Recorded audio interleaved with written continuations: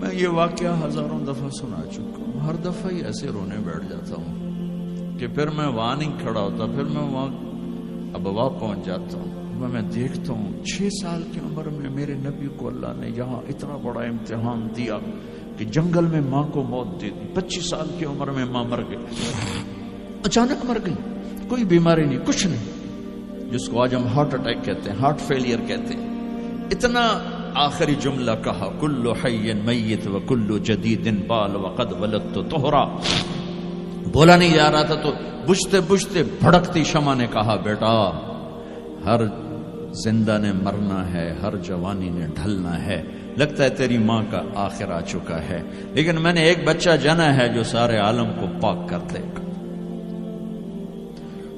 اور شمع خاموش ہوگی۔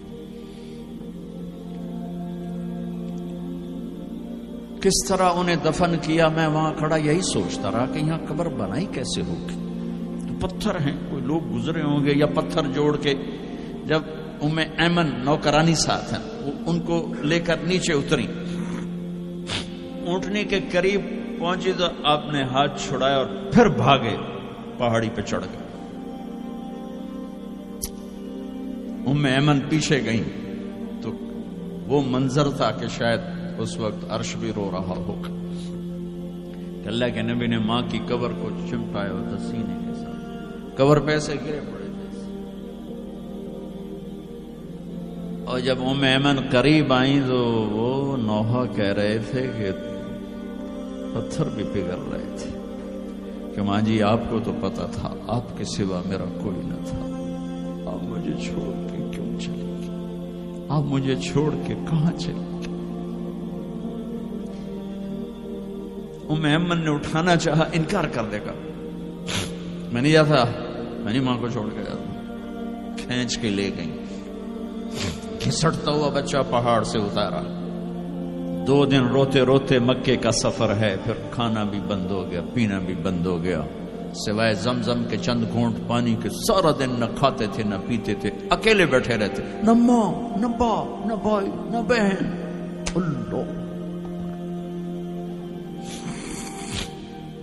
57 سال کے بعد ماں کی قبر پر پہنچے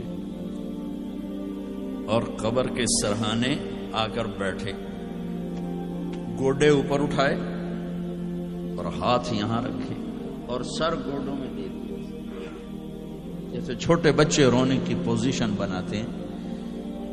یہ چھوٹی جگہ میں دکھا نہیں سکتا، اور پھر جو رونا شروع کیا، اتنا روئے کہ ساری داڑھی سارا سینہ آنسوں سے بھر گیا، جیسے کوئی معصوم بچہ، جیسے 6 سال کا محمد رو رہا صلی اللہ علیہ وسلم، اتنا روئے کہ وجود ہل گیا۔ اور پھر فرمایا کہ میں آگے نہیں جاؤں گا، میں رات یہیں رہوں گا۔ تم کیا جانو رشتے کیا ہوتے ہیں، تمہیں صرف پاؤنڈ گننے آتے ہیں۔ تم سے مراد میں بھی اور سارے بھی ناراض نہ ہو جاؤ، ساری امت کا یہی حال۔ رات وہاں گزاری، ہائے کیا کہہ رہے ہیں، کاش میری ماں کبھی ہوتی، میں ایسی خدمت کرتا کہ بریڈ فورڈ والے بھی یاد کرتے ہیں، میں ایسی خدمت کرتا کہ میں عشاء کی نماز کے مصلی پر کھڑا ہوتا اور سورت فاتحہ پڑھ رہا ہوتا، اور پھر ادھر سے میری ماں کہتی محمد، تو میں نماز توڑ کے کہتا لبیک اماں جی، ماں جی حاضر ہوں، ماں جی حاضر ہوں۔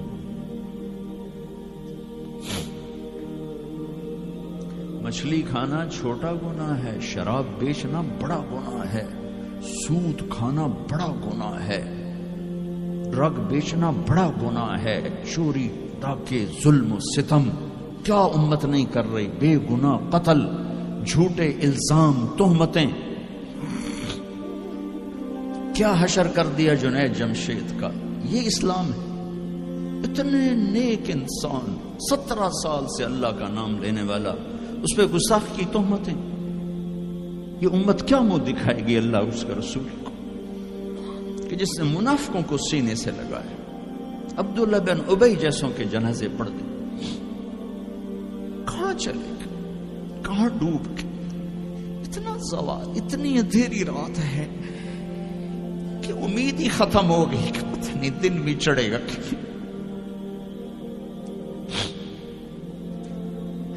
دین کے نام لینے والے جب دین کو ذبح کرنے پہ آ جائیں, ممبر پہ بیٹھنے والے جب نفرتوں کی آگ بھڑکانے لگے, کس سے غلطی نہیں ہوتی. ایک پاک انبیاء کی ذات ہے جن کی زبان پہ اللہ بولتا. باقی طارق جمیل روزانہ مجھے 40 سال ہو گئے بیان کرتے ہوئے, میں خطا نہیں کروں گا تو اور کیا کروں گا.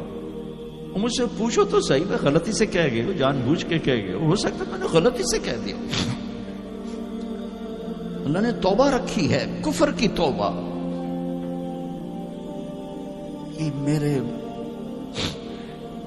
میں درد سے بول رہا ہوں, یہ زوال ہے, زوال, خوفناک زوال ہے.